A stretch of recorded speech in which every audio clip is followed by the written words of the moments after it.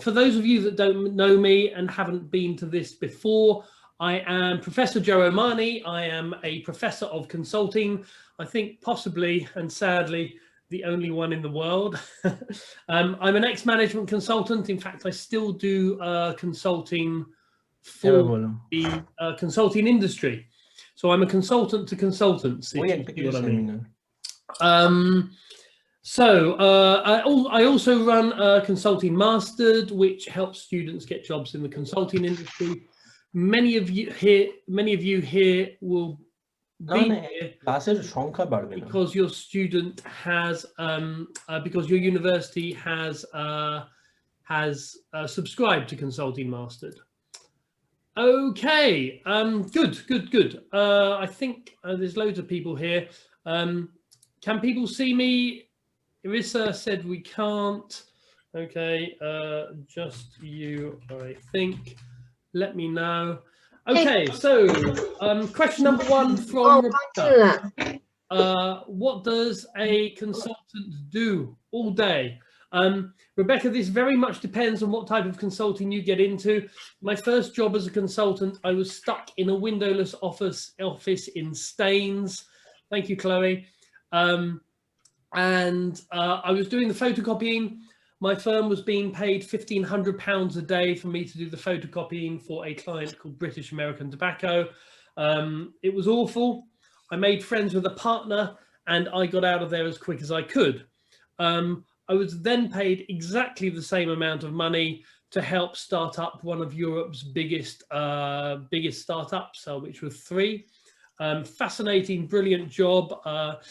So it really depends. If you end up in a role that you don't like, make friends with a partner, try and get out of there. If you can't get out of there, change jobs. There's nothing worse than being stuck in a job that you hate, even if you're being paid very well. The typical consultant, say in strategy consultancy, if you haven't got an MBA or you haven't got work experience, you will go in as an analyst, which means that typically you'll be crunching data, creating presentations and crunching numbers. Once you get to the consultant level, you could be doing anything from process redesign to training to coaching to IT implementation. Many of you will do all different types of things. So, you know, it's one of those how long is a piece of string questions. Let's have a look. Preparation. So Victoria asks, I've done no preparation at all. I'm going to start applying for jobs. How can I keep up with people that have been preparing for ages? Okay, this is one of the most important things I'm going to tell you. Do fast maths. So do some fast maths every day. For some odd reason, and I think it's wrong, the best consultancies focus on your ability to do maths quickly in your head.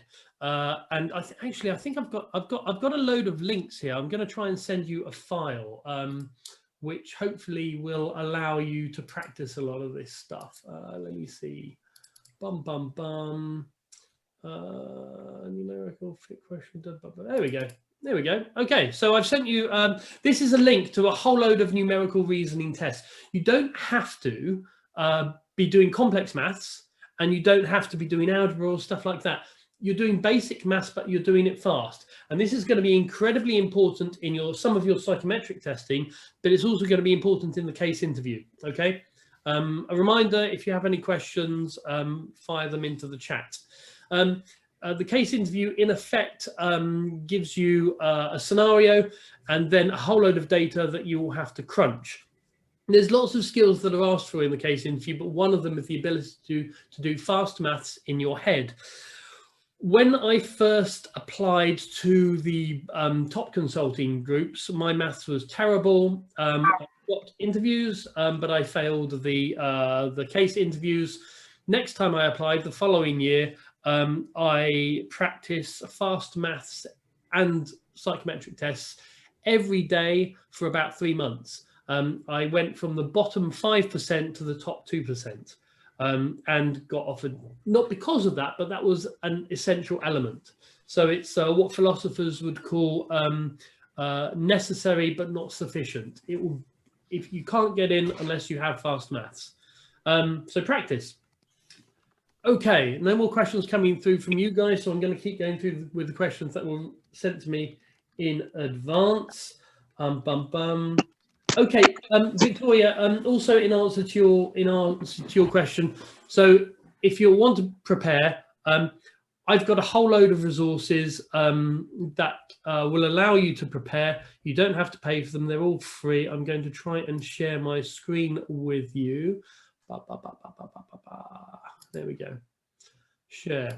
Okay, so if you go to Consulting Mastered, and then you click on free videos, there's a whole load of stuff here about a whole load of videos, the skills needed, types of consultancy around the world. I also do coaching, but my time is quite expensive, so I wouldn't do it unless you have money coming out of your ears. There is a huge amount of free resources on the internet. The two big things: practice fast maths and practice the case interview.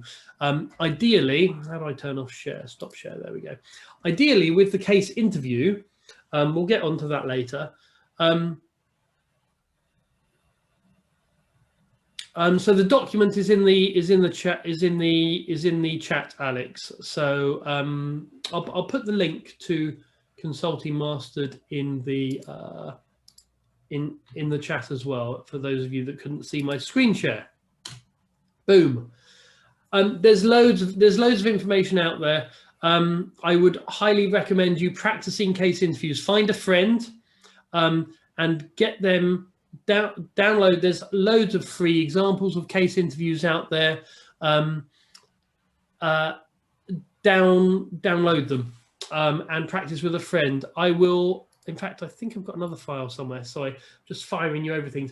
Now, I used to use case interviews to recruit people for various consultancies as a contractor, and I used this document that I'm sending you now. This is the case interview score sheets. Now, what I did was basically steal the score sheets from McKinsey, Bain, Deloitte, and a few others, compile them into one, and that's what I used. So get whoever you're partnering with to use the score sheet to score you. And I would typically suggest practicing at least 20 case interviews, if not more than that, because the more you do, the first 5 will be awful, you'll be stuttering, you won't know what you're doing, but going forward, you'll get better and better. Okay, so maths, case interview. The third is structured thinking. Now, structured thinking is where instead of just blurbing out what is in your head, you structure it. And that may be as simple as saying there are 3 reasons why I think X, or I have 3 answers to your question. They are 1, 2, 3, or it might be slightly more difficult, slightly more complicated. But consultants solve problems in a structured way, and therefore structured thinking, or the ability to demonstrate structured thinking, is pretty important to them.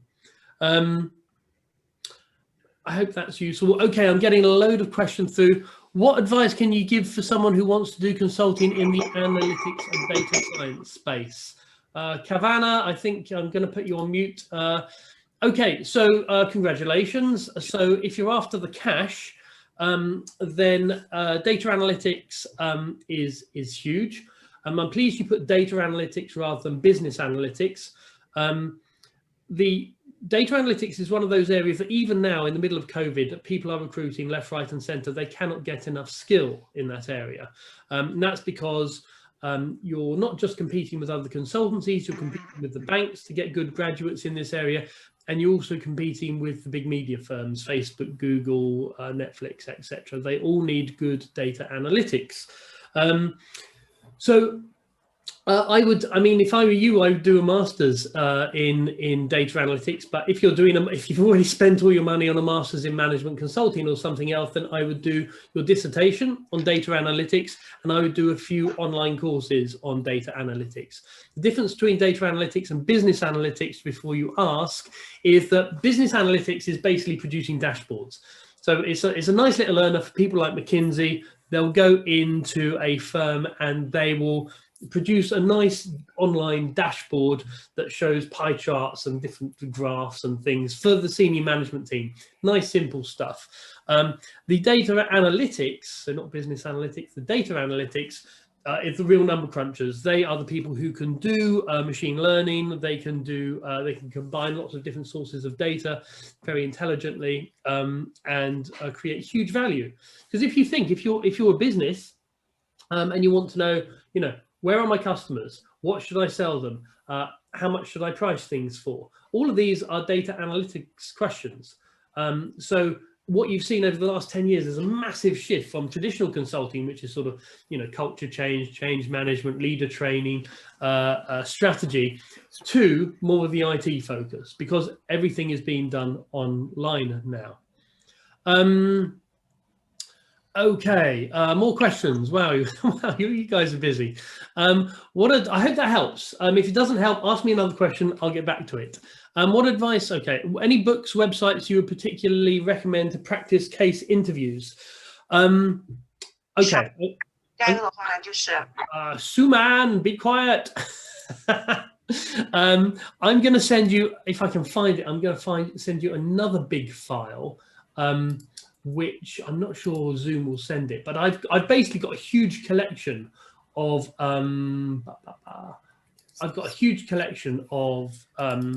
cases that I would like to share with you if I can.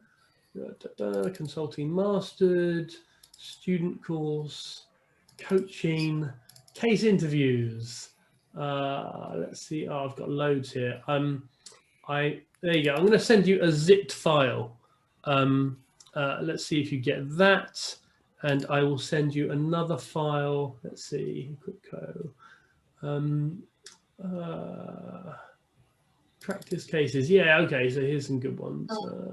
Okay, sorry about this. I'm trying to give you value, trying to get through as much as possible. Okay, you might want to ignore the first one because these are cases that I wrote. The second one, which is quite big, is being sent now, so it'll take 5 minutes to come through. Where can we find the case files? Well, I'm sending them to you in chat, Ankurita. I'm sending them to you in chat. So if you don't get them, let me know, and we'll get back to it. Okay, other questions? Gosh, you guys have a lot of questions. Any books, websites? Okay, so any books or websites that you would particularly recommend to practice case interviews? Number one, look at what I'm sending you. Number two, there are loads of free case interviews out there. McKinsey, Bain, Boston Consulting Group, and Deloitte all have sample case interviews on their website. In my view, they are a lot simpler than the ones that you will actually get in practice.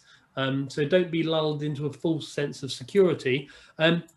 You can, there's a good website called Case Prep Lounge, and I think you have to pay to be coached through them. I do case interview coaching, but again, I'm probably more expensive than people at the Prep Lounge because they tend to be sort of junior consultants. But if you type in case interviews in Google, you will get loads.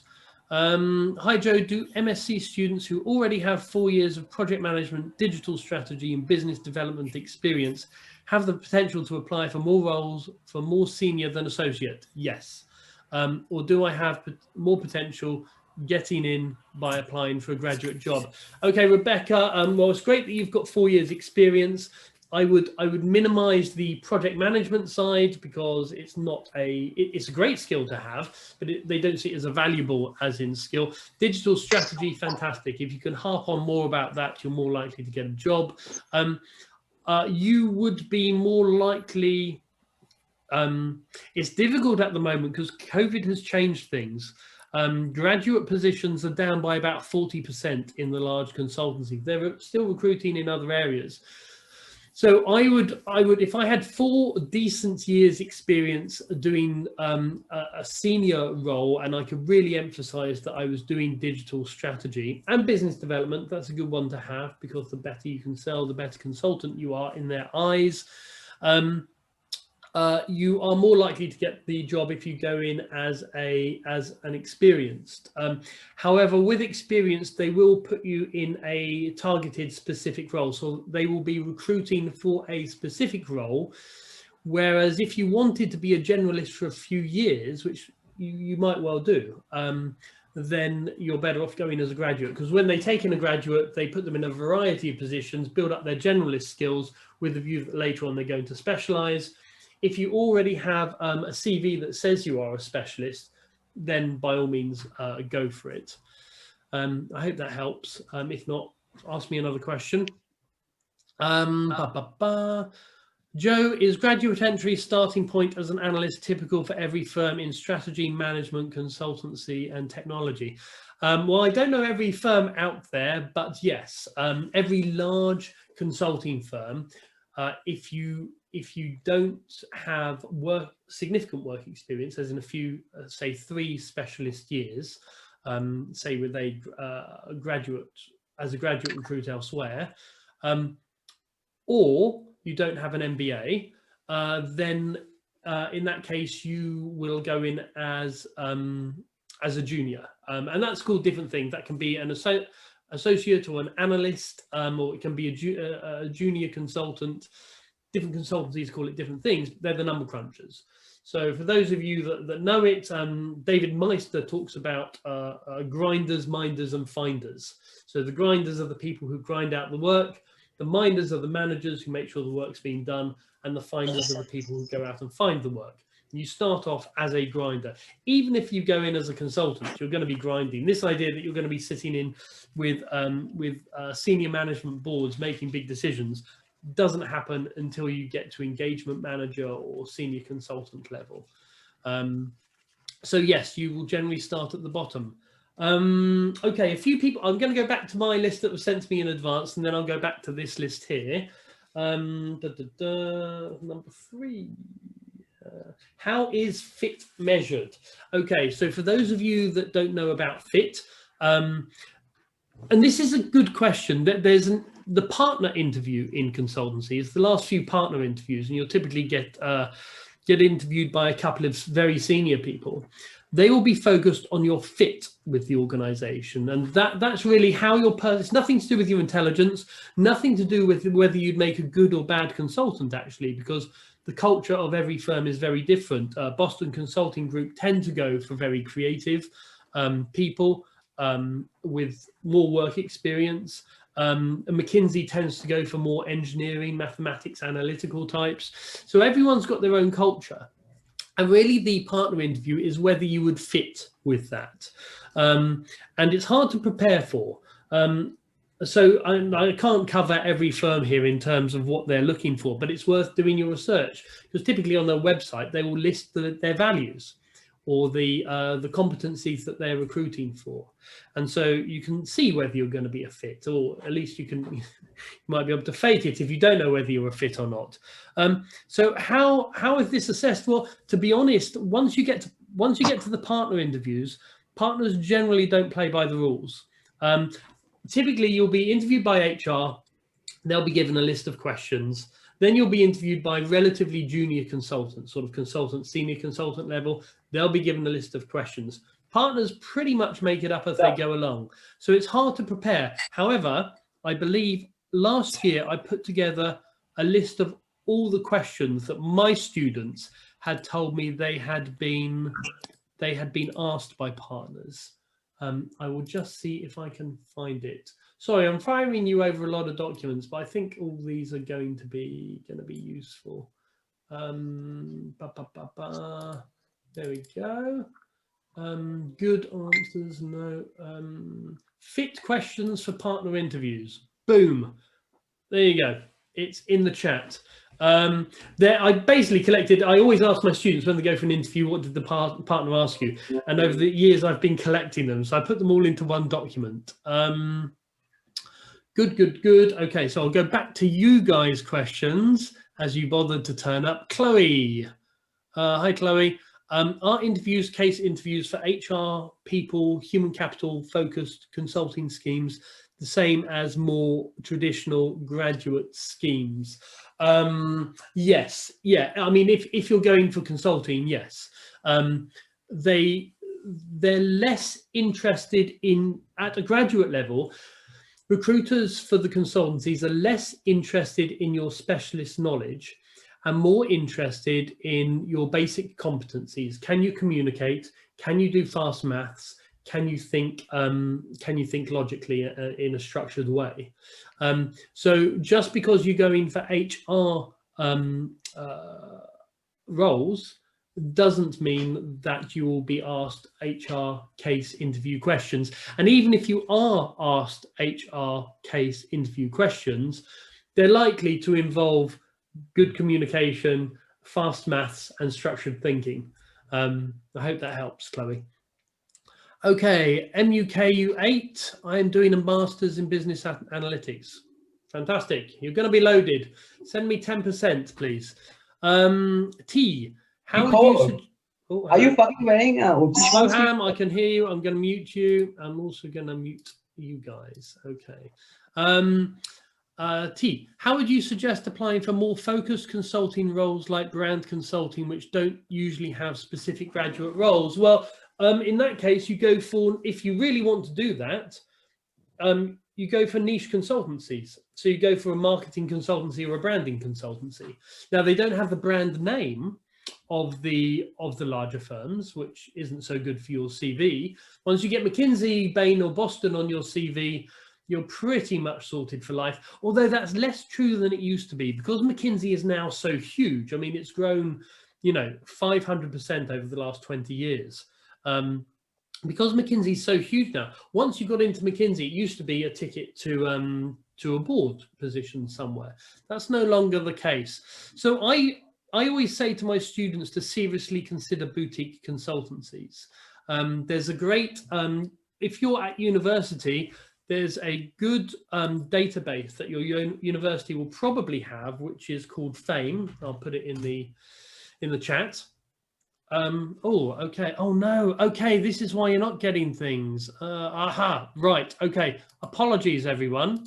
I've been sending Rebecca files, and they have not been going to everyone. So I'm going to send those files again. So here is the case interview score sheet. Sorry about that, Rebecca, and thanks for letting me know. Here are fit questions for partner interviews. Here's a list of everyone that is recruiting at the moment that I could find. Now, in this list that I've just sent you of everyone that's recruiting, because consultancy recruitment has fallen a lot, it's going to be harder to get into. So I've also put in people that are recruiting internal consultants, and I've put in people that are recruiting business analysts, because business analysis is very often a route into consultancy. If you can't get into consultancy and you really want to get in and you're a graduate, I'd recommend doing a couple of years as a business analyst and then reapplying. I'm now going to try and send the big case interview pack that I sent previously, only to Rebecca. I don't know how that happened. Student course, coaching, case interviews, case interview pack. There you go. It will take about 3 minutes to upload, but it's huge. That's interesting that Archie and Emma can't see it. I'll get back to that, okay? So Archie and Emma, if you go up the chat, let me know again if you can't see the documents, and I'll try and resend them. If it fails completely, what I will do is, what's the best way of doing it? I will upload them to a shared website and send you a link, and I'll do that whilst you guys are online. Okay, so other questions. Bum bum bum. Okay. Okay, good. Catherine, as an individual consultant, do you have any advice on how to price quotations? Yes, I do. I'm actually writing a book at the moment for independent consultants and I've just finished the pricing chapter. So the best thing to do, Catherine, I'll put my email in the chat, and the best thing to do is to send me an email and ask me that again, and I'll send you the chapter I'm doing on pricing. I'm also creating an online course, actually, that you might be interested in coming in on, because we're doing it free initially. Anyway, okay, so that's all good. Catherine, yeah, contact me personally. Alex, I'm a Master of International Development Policy. That can be useful, very useful. And a certification in innovation and entrepreneurship, less useful, but you know, please you got it. But you worked as a process engineer for most of your career. My focus is the social sector. I don't have the typical business or MBA track. Will this be detrimental? Not necessarily, no. If you can show that you have a specialism, especially as you've got this master's, I mean, as you will know, international development consultancy is absolutely massive, and you know they're the biggest spender of any government department, including the military, including the NHS. International development is the biggest spender on consultants in the government. Now, they don't call them consultants because they don't want to be criticised for spending billions on consultants. So it's a massive spend. It won't be a problem as long as the firm that you're applying to has a significant social sector division. Pay rates tend to be a bit lower. A lot of the international development spend on consultancy is on independent or small consultancies because that's new government policy in the UK. So it's less attractive to the MBBs. For example, it looks like you'll be going in as a more experienced person, which means you will be going in as a specialist role. The same still applies, you know, maths, case interviews, partner interviews, it's the same process. Now, they'll do fewer case interviews with you and they'll focus more on your CV. They'll ask you very specific, detailed questions about your CV in the behavioral interviews. So you need to practice those. I hope that's useful. If not, ask me a question. I'm doing my MSc and have 2 years of experience as a business analyst. Good. And doing my MSc in business analytics. Well done. This is great. Should I try and apply for a graduate program? I would. I mean, the graduate programs are really competitive at the moment, but if you've got this experience and you've got the MSc, I personally wouldn't go in. I would try for the top firms as a graduate. And I mean, 2 years for an experienced hire is really pushing it, especially if you've just been a business analyst. Typically, they'd be looking at people with 3+ years experience in sort of more of a high level role. Nothing wrong with business analysis, but if I was you, I'd get in on a graduate program or go for a boutique firm. Okay, I can't see the links, blah, blah, blah. Any more questions? Fame. Okay, good. So some people are getting, some people are getting the links. Erisa, you've said, can you recommend some case books? In that case interview pack that I've sent, there are case books in there, so you don't have to buy them. I'm providing them free of charge. How often are consultants working from the client's office? At the moment, not at all. Typically, I mean, it used to be most of the time. I mean, you don't need to, but the client likes to see you there. They like to see, you know, that they're getting value for money, and they're worried about double billing, you know, that you're not working for them. So typically you'll spend a lot of time, but COVID is really going to change things for the consulting industry. I mean, consultants aren't going to clients at the moment, and all of a sudden the clients are thinking, hey, we don't have to pay for travel anymore. And the consultancies are thinking, hey, we don't have to pay for offices anymore.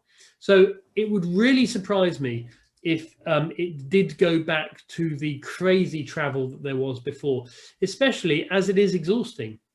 I mean, one of the biggest problems consultancies have is keeping hold of people your age.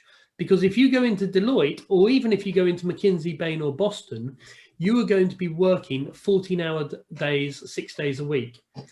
And that will burn you out. Unless you're a very specific type of person, that will burn you out after 2 or 3 years. And you know, if they can minimize that by minimizing travel, then all the better. So I would ask them about that in an interview. I would say, you know, what's your travel policy? Has COVID changed things? It's a nice question to ask. 2 other good questions to ask when they say, do you have any questions? Number 1, what's your utilization rate? So the utilization rate is the percentage of time that you are billed out to clients. if you have a utilization rate over 75%, it's going to be really, really, really hard work. Now, that might not bother you for a couple of years, but in my view, getting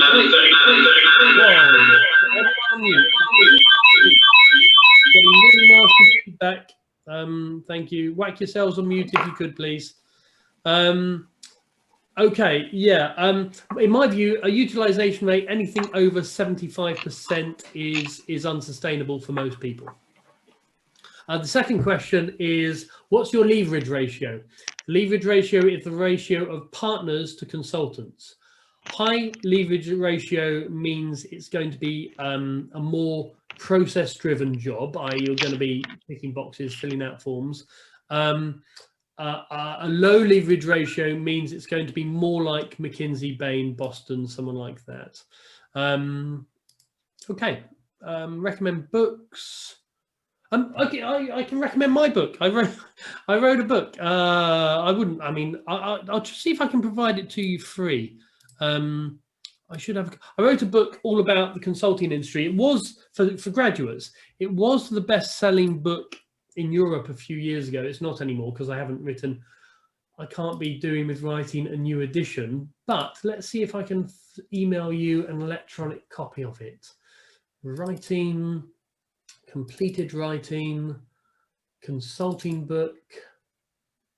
Okay, you mustn't tell anyone I'm sharing this with you because I'm probably breaking copyright, but it could be useful. And it's got a whole section at the back about careers. Case books, client office. Is it hard to be employed as a management consultant if your past experience was about IT consulting? Not anymore. It maybe was a few years ago. Not anymore. You will have to emphasize your business angle. Anything that you have done businessy rather than IT, you will need to emphasize in the interview, on your CV, and in your covering letter. Is the transition from software to developer to management consultant hard? Yes. Psychologically, but also as a software developer, you're doing the analytical skills, you're doing the hard skills. The biggest thing they recruit for in consultancy are your soft skills, your interpersonal skills, your team working skills, your leadership skills, your problem solving skills. That problem solving you'll be fine on, and your sales skills. So if you want to go in as a pure management consultant, you're going to need to emphasize your ability in those areas. However, if I was in your position as a software developer, I would try and get experience in softer skilled areas that are to do with software development. So I would try and get skills in IT strategy, business analysis, IT change management, and things like that. I don't mean formalized change management, I mean people change management. So I would try and find things that you could get experience in, or even your dissertation if you're doing a master's, that will allow you to build up your CV in terms of the people skills, okay? Okay, I'm going to go back to my list because this is the stuff that was sent to me in advance. Small and big boutique consultancies, I think I've covered that. If you go to the FAME database, you can search for consultancies of different sizes in different sectors, and that's a great way of finding a list. Number 5, who is recruiting? I've sent you a list of everyone I can find that's recruiting in the consulting industry. 6, loyalty. Okay, so there's a question here about they're not sure whether to leave their firm because their boss is talking to them about loyalty. That's a question you're going to have to answer for yourself. In my view, organizations cannot be loyal. They're not people. It's like asking a duck to talk. I have loyalty to people. I don't have loyalty to organizations, and also organizations don't have loyalty to you. If they can make 100 grand by sacking you, they're going to sack you. There's no such thing when it comes as loyalty or love or tenderness or whatever when it comes to organizations, their systems. So I wouldn't worry too much about loyalty to an organization. I would worry about personally, I'd worry about loyalty to individuals, and I always try and manage my transitions so I'm not leaving my team in the lurch. Okay, what should I do my dissertation on to maximize my chances to getting into consultancy? Good question. Okay, so let me share something I was looking at. I don't know if it's still open. I'm going to share my screen. Where are we? Where's the internet? There. Okay, share. Okay, this is something I was looking at, coincidentally. I was looking at jobs in Boston Consulting Group recently, this morning. I'm not applying, but you know, it's nice to know what they're doing. So if you look at this, I mean, look at these jobs. Okay, I don't realize I'm scrolling. Engineering, machine learning, software engineer, machine learning, senior software engineer, and you have to go all the way down the list until you get to more qualitative stuff, digital support functions, cybersecurity. Here we go. This one is traditional management consulting. So expert project leader. You'd have seen this role advertised 20 years ago, 40 years ago, 100 years ago.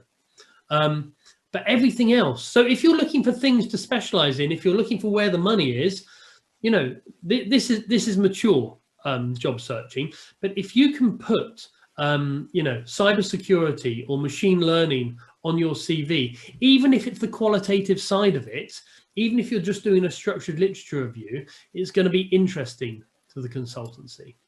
I hope that's useful.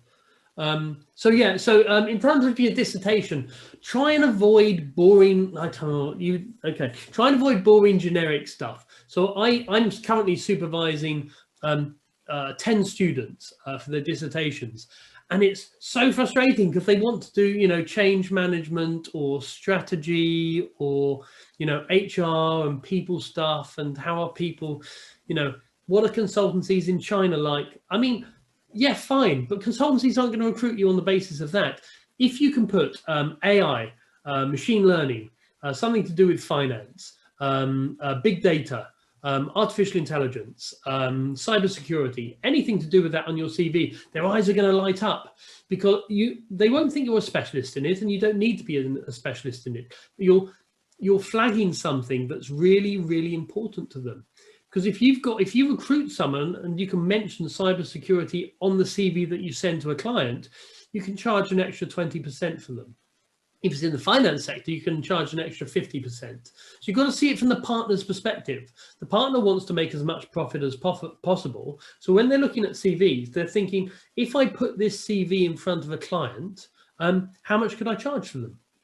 That makes sense. Let me know if it doesn't. Okay, I'm going to go back to your questions. Wow, you guys, I might be here for quite a while. But if you're happy with that, I'm happy with that. It's meant to be an hour, but oh, by the way, so I run Consulting Mastered. A lot of the questions that you might ask, if you have access to Consulting Mastered, there'll be videos on it. So I'll be able to give a more thorough answer in the videos that I've provided there. If you don't have access to it, speak to your MBA director or your master's manager and tell them to subscribe. It's like $2.5 grand for the entire business school, so it's not going to break the bank. And they probably need to sack a couple of lecturers anyway. I'm only joking. Okay, so more questions. What is the single most important trait for a consultant to have? Oh, good question, Connor.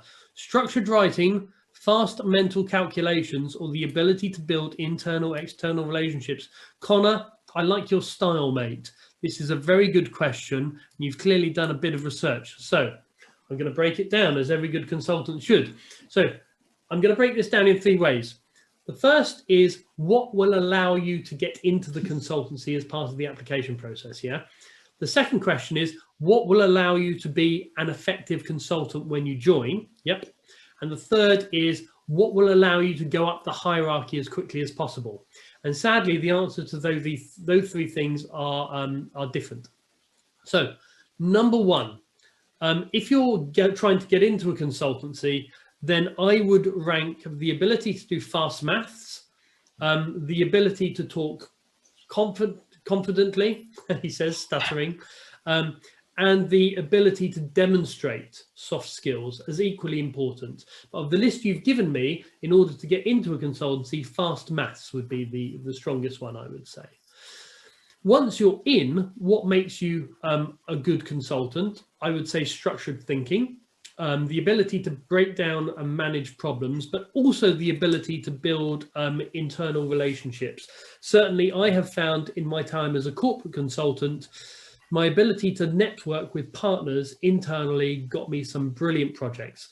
If you fail to do that, you could still be a consultant in 5 years' time if you are crazy enough to, but you might end up on rubbish projects. So networking with partners is crucial. Now, the third question is what allows you to rise? And the answer there is business development. And I don't mean your sales patter. So business development is selling. I don't mean your sales patter. I mean your network. So most consultancy is sold through pre-existing networks. So managing your network as a consultant, in fact, managing your network now on your master's courses or your degree courses is crucial, because the people you're with now are going to be the CEOs and CXOs, CMOs, whatever, of the future. So your ability to network, to maintain those relationships, to constantly be in contact, to send important people things that they might find interesting is really important. And that will allow you to sell, and that will allow you to go up through the ranks. You don't become partner because you're a great consultant. In fact, you don't even become a junior partner or an engagement manager by being a good consultant. If you're a good consultant, you will stay as a consultant. Your ability to sell and your ability to build trusted relationships will get you up the organization. I hope that helps. Connor. George B, I've answered that question. Are lawyers hired? Yes. Interestingly, most people think that consultancies tend to recruit business school students. You're actually more likely, although they do recruit a huge number of them, you're more likely to be recruited if you are an engineering student or a maths student or a philosophy student. Not many people know that. Lawyers, yes. In fact, I was interviewing an owner of a consultancy in America a couple of days ago, and they said that they love lawyers because they have the same skill set as consultants, but they tend to be underpaid.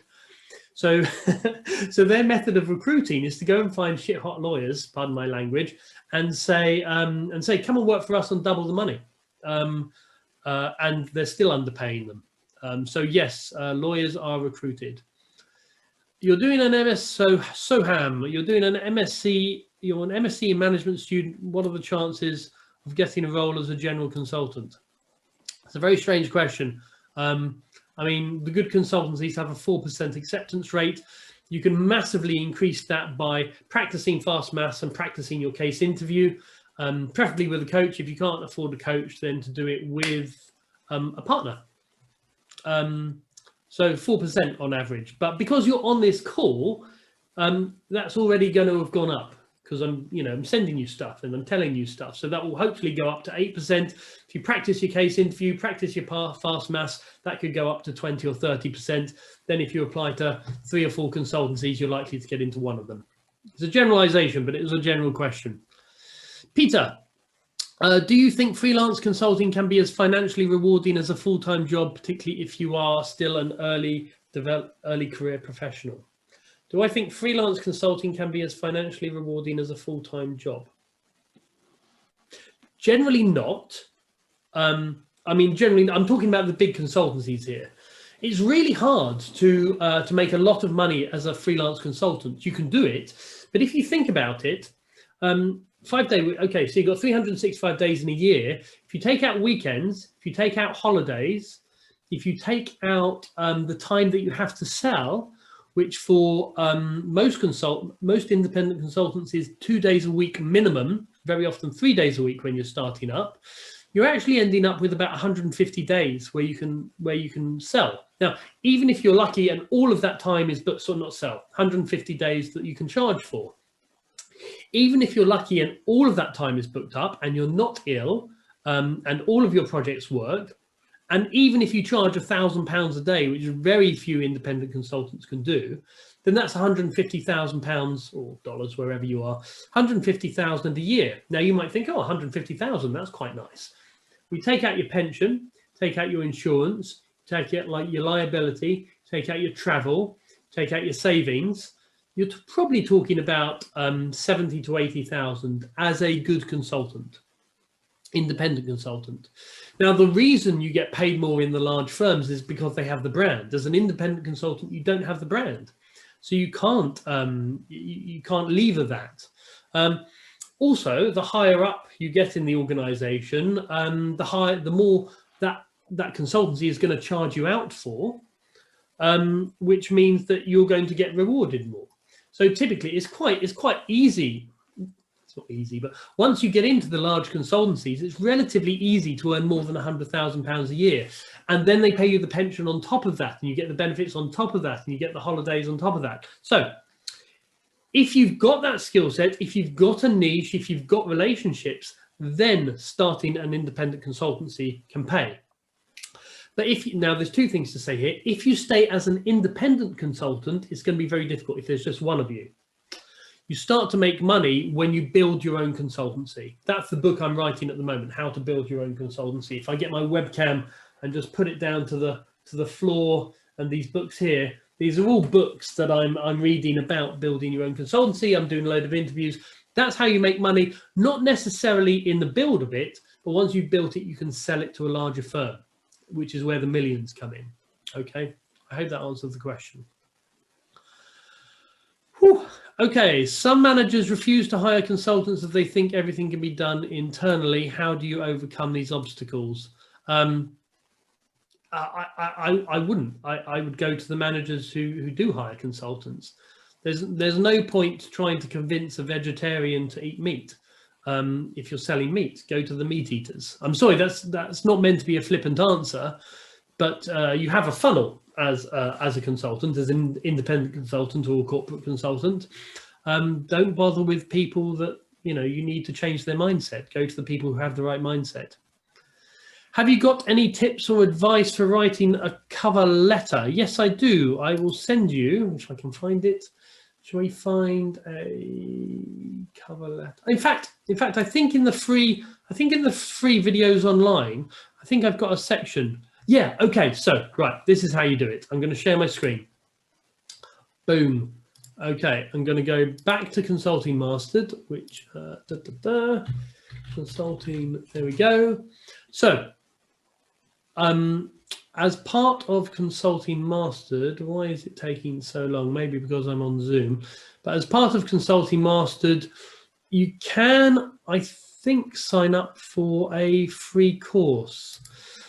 And that's got some letter writing tips in it. So this is the one. This is the one that the graduates are doing.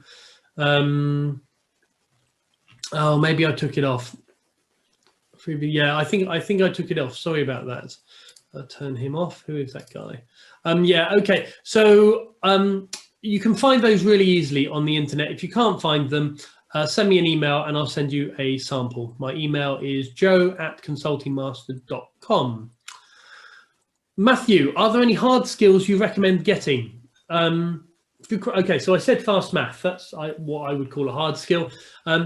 If you really want to boost your career, then it depends what you like. There's no point learning coding, for example, if you're going to hate coding. You don't want to have to do coding. But increasingly consultancies are looking for people with the soft skills, but with a few hard skills as well. If I was going to do a Udemy course or pay a small amount for an online course to help me do something, I personally, if I was in your position, I would learn Python. I might learn business analytics, and I might even learn data analytics if my maths was good enough. Python is quite a powerful and useful and popular coding tool. And it's really useful because if you're in an engagement, so let's say, for example, that you are working for a client as part of a team and you are you're doing some HR transition. So it's a change management thing around some new piece of software. You might see an opportunity to create a quick tool that would be useful to the client. If you can just go away and code it up, then that's incredible. What an extra bonus you can give to the client. You can then show it to your manager and say, I've knocked this up. What do you think? It's really going to impress them. So I would develop sort of business analytics, sort of if you're more businessy inclined, or data analytics if you're more mathematically inclined, and then perhaps learn some coding if you've got time. I'm presuming none of you are consultants for the big firms now because you wouldn't have time for that. Okay. After COVID, what are the opportunities for international students, especially in the EU and US? So the US and Australia have got rid of their visa, their working visa for students. So if you paid a fortune to go over to the US now, I believe that you only have a 1-year visa if you're lucky to do work. Most companies aren't interested in that. So if you're an overseas person going to the US, you're in trouble. In the UK, I think now you've got 2 to 3 years work. So that's fantastic. So that means if you're an overseas student, you can come here and study, and then you've got 2 or 3 years to work with a firm, which is great because by then the firm will sponsor you. What firms won't do typically is sponsor a visa for a graduate as a graduate role, because it's not worth their time. Once you get more experience and you get better, they're more likely to sponsor you. The opportunities are tough though during COVID. It's a really tough time. As I say, down 40%, but in some areas, cybersecurity, IT, software, things are growing. I think I've got a blog on Consulting Master. There's a blog, and I actually put some of the areas that are really recruiting heavily now in the blog. So go and have a look at that. Mukunda, I have 4 years experience in process transformation. Oh, I've answered that. Have I? Process transformation consulting, currently doing my master's in business analytics. Nice. Which has courses in machine learning and data management and statistics. I want to go into analytics consulting. What can I do? Or do those modules and then do what I'm saying. If you're going into consulting and okay, so this is it. If you're going into consulting and you have a master's in data analytics or business analytics, they're going to assume that that side of the world is fine. They're going to be worried about your soft skills. So they're going to test your soft skills. If you're going into consulting with a master's in HR, they're going to be relatively okay with your soft skills. So they're really going to test your analytical skills. So the advice that I'm giving about partner interviews, behavioral interviews, case interviews is exactly the same, regardless of what you want to get into with the big firms. Ray Ryan, what a great name. Sound like a movie star, Ray Ryan. At the start of your career, how do you reassure the client that you have something to offer? Well, if you're in a big firm, you don't have to, because they know that they're paying for relatively bright, relatively inexperienced graduates. So I wouldn't worry too much about that. If you're thinking of starting up by yourself, that's a different kettle of fish. But you need to believe in yourself, and you need to. The great thing about consultants is that they learn really quickly. So my second role as a consultant, my boss phoned me up on Boxing Day, which is the day after Christmas, for those of you not from the UK, and asked me, what do you know about 3G? And this was in 2001 when 3G was first invented. I said nothing. He said, okay, you've got an interview tomorrow morning. You need to be an expert in 3G. So this was a role with a client. I stayed up all night studying. I went to the interview. I convinced the client, now there's some ethical issues here. I wouldn't necessarily do it now. I convinced the client that I knew what I was talking about. I got the job. I was put in charge of a team of 3G business analysts, which I knew nothing about. And I had to perform. Now, for the first week, I was just learning like crazy. I would say after the first month, I was up to speed and then improved faster than the team that I was managing. And that's what you have to do as a consultant. You have to learn fast. And the fact that all of you, I think, are at good universities means that you're not stupid. If you're bright, you will suffer from imposter syndrome for the rest of your life. Imposter syndrome is where you feel guilty and anxious because you don't think that your external persona mirrors your internal capability. I suffer from imposter syndrome. I'm a bloody professor. I went to Oxford. I've written books. And I still think, oh, what if people find me out? So Ray Ryan, don't worry about it. And if you get found out, there's always a job in Hollywood.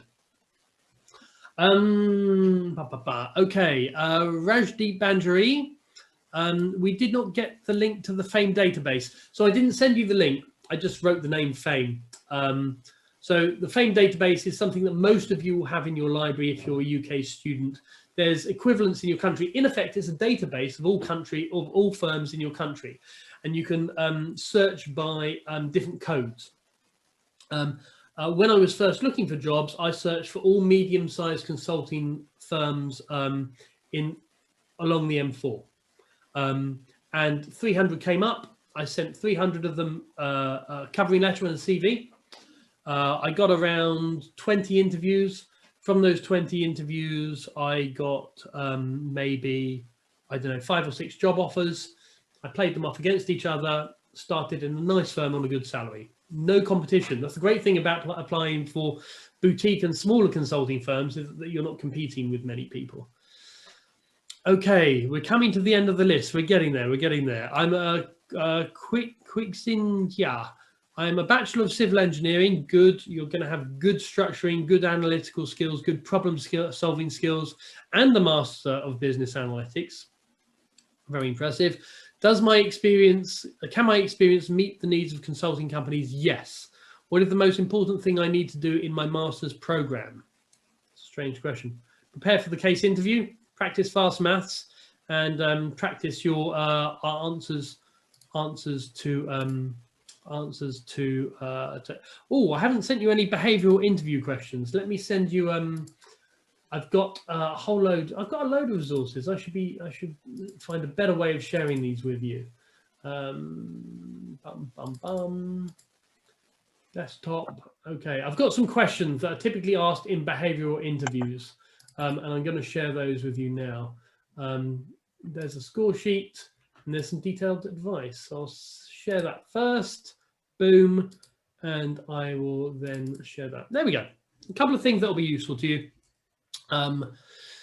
Alex, thank you for your response. I know that MBB all have social sectors departments, but it sounds like one may not be able to specialize at the firm within that department. Yeah, that's fair enough. Yeah, that's probably true. Although you will specialize later. I mean, again, once you're in, network with the partners, network with the right partners. Given this fact, do you have a recommendation of boutique consulting firms for the social sector, international development, impact consulting? Did you say look at a famed database for a list of boutique firms? I did. I just want to make sure that I heard you correctly. You did. However, in addition to that, if you go to the Management Consultancies Association website, the MCA website, which I think Management Consultancies Association, they have lists of firms in different sectors. So if you're interested in, only in finance consulting, you're only interested in international development, then you can find them.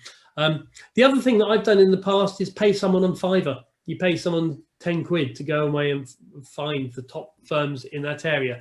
So I don't have any specific recommendations. I haven't done a lot of work I haven't done any work in international development or with international development consultancies. They tend to be quite small. I mean, there are exceptions. They tend to be quite small and small firms. So they've been below my radar. Rochak, would you recommend a certificate we could get online from? No. Yeah. So yeah, I mean, okay. So the question is, would you recommend doing a certificate we can get online from Coursera, Udemy in business analytics? Any evidence that you can accumulate to show that you have an interest and experience or skills in any of those hot topics, cybersecurity, big data, data analytics, business analytics, is an added bonus. It's not going to get you in. It might slightly tip the balance in your favor with a CV. So yeah, I mean, I would add that to the mix if you can. Okay, Joe, could you please tell us about prerequisites for energy and strategy consulting at the big three, apart from engineering and management degree? Well, an engineering and management degree isn't a prerequisite for these firms. They specifically, in fact, Boston specifically tries to recruit people who don't have business degrees, simply because a lot of the business degrees aren't great, and they like to teach you new, if you see what I mean. And the prerequisites are exactly the same as everybody else. You're going to, unless you're experienced, unless you've got 5 years experience and you're going for a specialist job, and even if you are going for a specialist job, you're still going to need to do the the case interview. You're still going to need to do the partner interview. You may need to do the psychometric tests, i.e. the maths and logic tests. Probably not.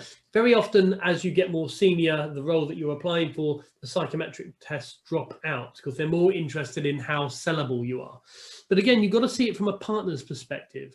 So when you're applying, the partner isn't just looking at your CV thinking, is this person good enough? They're looking at your CV saying, could I send this person out to a client that we're charging £2,500 a day for, which is typical for what they would charge a senior person out for. Not that senior, sort of senior consultant. So look at your CV from that perspective. So the prerequisites are exactly the same. You know, it's preparation to get in. It's the ability to think logically, to structure your thinking, to do fast maths, to demonstrate your softer skills, and to show on your CV that you've done relevant things. Some of us still can't see the file. I don't know why. So I think a lot of people can see the file. So I don't know why some of you can't. So sorry about that. If you email me, I will send the files to you personally, providing I don't have to put the boys to bed tonight. I think it's my wife's turn. Is it possible to interpret the culture and the preference of companies simply based on the posts on their websites? Is there a smarter way to interpret it? So yeah, there is a smarter way, and that's the network. So I would recommend any one of you that's going for the big firms to network quite heavily, because it will really tip the favor. So again, think about it from the partner or the senior person's perspective. When I was a consultant, if I introduced someone to the consulting firm that was recruited, I got paid, I don't know, £10,000. So it's a nice little bonus if you recruit 5 people a year. So networking works both ways. So you're benefiting the consultant that you're networking with, but you're also benefiting yourself because it helps you, it gives you a faster chance of getting in. How do you network? Good question. So most people do it through LinkedIn. And what you want to do is to follow a person. I don't mean physically, obviously, I mean virtually. Then ask for a connection. Send them something they might be interested in, a newspaper clipping, an article, and do it on LinkedIn. Another way of doing it is to find pieces that they've written. Now, everyone's trying to network with partners, and that's fair enough. But look in The Economist, look in the Financial Times, look in the Wall Street Journal, look at Fortune, and find pieces that that person has written, even if it's a piece on their blog or the firm's blog, and say, hey, I saw your post on data analytics. I thought it was fantastic and really insightful, and the trends are really interesting and will help me with my dissertation. I didn't know if you'd seen this piece that so-and-so had written. So what you're doing there, you're building up some type of small interaction so that at some point you can say, I'm thinking of applying to your firm. Could I have a 10-minute chat with you, really just to ask about the culture and whether you think I'd be a fit? So most firms will tell you on the website what they are looking for in terms of fit. They tend to be quite generic, but there is nothing like networking with a person to get a real insight. The other benefit is very often, if you're good, that partner will introduce you to the organization, which means you're going in with a little shiny star on you. So that helps. Okay.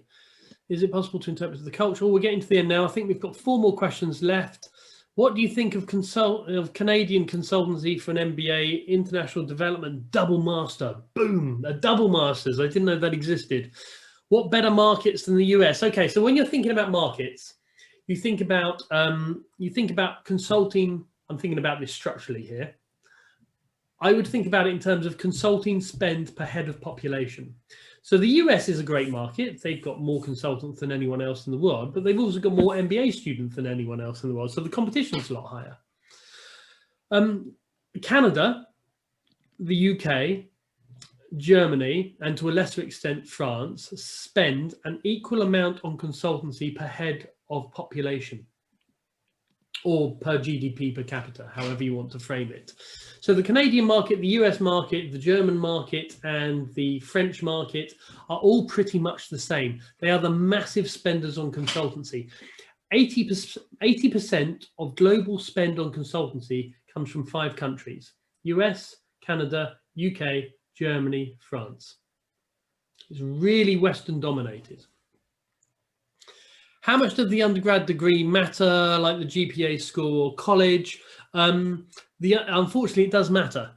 So typically, a lot of firms won't interview you if you have the equivalent of a 2.2. They'll be interested in a 2.1 or higher. GPA would be 4 or higher. The college is an interesting one. So what consultancies tend to do, they prioritize what they call target colleges, which will typically be the top 5% of universities or colleges in the country.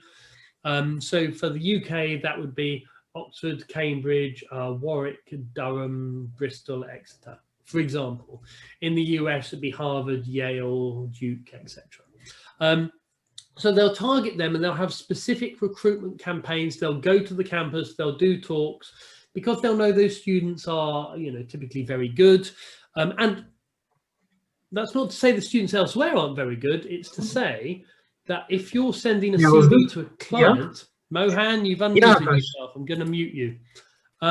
If you're sending a CV to a client and you're a partner, the fact that it says Oxford on that person's CV means that you can charge more for them, whether or not they're better, which is a separate question.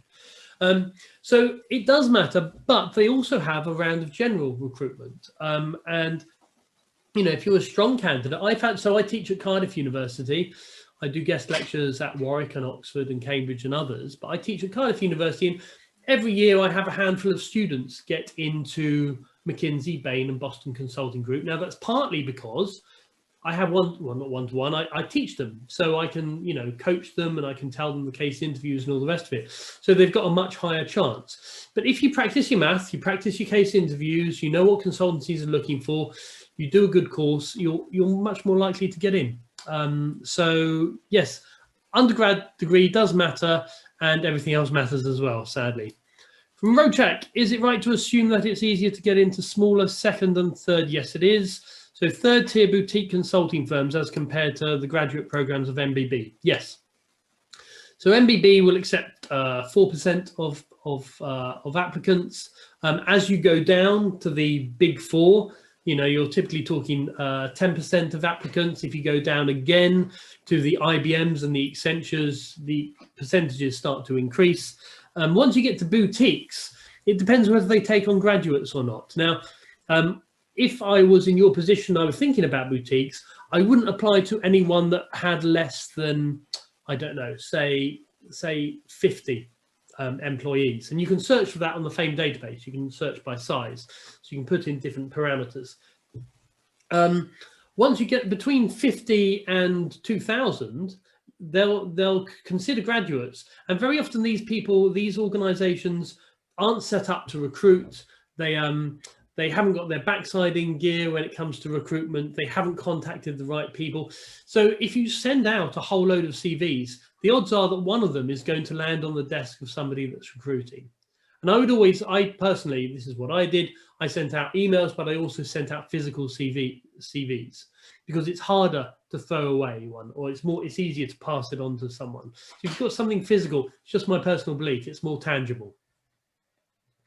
Connor, last question. Wow. Do consulting firms look for a certain type of graduate that fits, or do they want a real mix of personalities like they claim to? Yeah, you've noted the bullshit factor with a lot of consultancies. So that's a very good question. Okay, so most large consulting firms are looking for a minimum standard of everything. So typically they have 5 competencies. So they have teamwork, leadership, problem solving, communication, and something else. I always forget the 5th one. And they will use behavioral questionnaires, and they will use CV analysis to see if you have those skills. Okay. Now, once you've got to that basic level of what they're looking for, and it's not basic, it's quite a high level of everything, you can tick the boxes there, then they'll look for more of a mix. Now, it does depend on the consulting firm. McKinsey tends to go for a very similar type of person, very logical, very structured thinking, very analytical, very maths focused. However, other firms are different, and the bigger the firm, the more mix they're going to have. Now, one thing I would say about this is, I'll record this, I'll put it up on, I'll tell you later. One thing I would say about this is that a lot of firms, this is really the bullshit factor. A lot of firms will bang on about innovation or creativity. Look, we're looking for, you know, crazy out there people who can do interesting things. Now, as a consultancy, you don't necessarily want people that think outside the box. Even in the, I had a partner at Bain tell me one of the things he would say to graduates is to follow their rules, is not to think for themselves, not to go on your own experience, is to follow the rules that they put in place. Now, if Bain are saying this, you can imagine what it's like at IBM. They have a very strict process that they want you to follow. They tend not to want more creative types, and that's in any consulting firm. Now, I'm exaggerating slightly to make a point, and really this is one thing that I want to say to all of you that are still on this call, and that's if you get rejected, and the vast majority of people do get rejected, it's very easy to think as a graduate that you have failed at something. And it's not because you failed, it's simply because you're a different type of person. 100 years ago, the type of personality that they are recruiting for would have been seen as an inferior personality. You know, people that are musicians, creative, that are artists, that can think outside the box, are less valued in sort of the corporate world than they are elsewhere. So if you do get rejected, and you may well, and I've been rejected many times in the past, don't think it's because that you have failed in some way. It's a really tough environment out there, and they're looking for people that fit into a specific box. And if you don't fit into that box, it's not a failing of you. It means that there's another box out there, or a different shape, or a different world that will suit you better. And very often you wouldn't be happy in that role. And I know a lot of people that, you know, lied in the personality test and pretended to be a persona they weren't in order to get into the consulting industry, and they weren't happy there. And in my view, if you have your type of skills and you're ambitious and you're able, you're going to be successful in any type of role that you go into. So you don't need to be worried about not getting into the consultancies. Okay, I think that's all the questions. We've gone slightly over, so apologies for that. I can't pronounce your name, but somebody asked, where could we access the recording? Is there a drive for the files? Now, I'm recording this onto my hard drive.